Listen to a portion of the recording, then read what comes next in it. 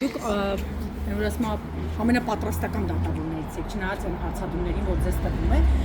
շատ կարճ հարց, պարոն Չիչոյան, սահմանադրական փոփոխությունների արդյունքում Նիկոլ Փաշինյանը լրագրողների հետ զրույցում ասաց, որ սահմանադրական փոփոխությունների արդյունքում դատավորները լինել են ժամանակավոր պաշտոնակատաներ, շատ չի ուզում ճակերտները բացել, ըստ էության այն դատավորները 65 տարին պետք է ցմահ պաշտոնավարային, միայն կարգապահական եւ քրեական վարույթի արդյունքում տուն ուղարկվեն, հիմա որոշում են մի նորմի արդյունքում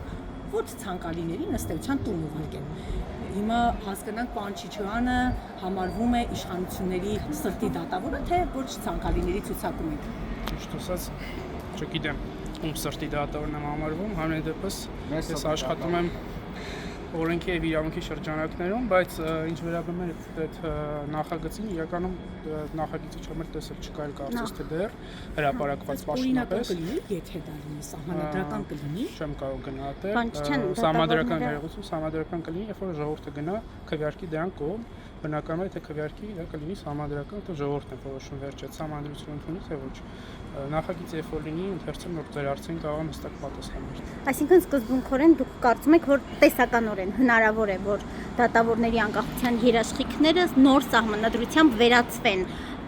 Դա ձեզ համար նորմալ է, եթե ժողովուրդը։ Չէ, դե ասում դրա համար ասեմ, նախագիծը պետք է լինի,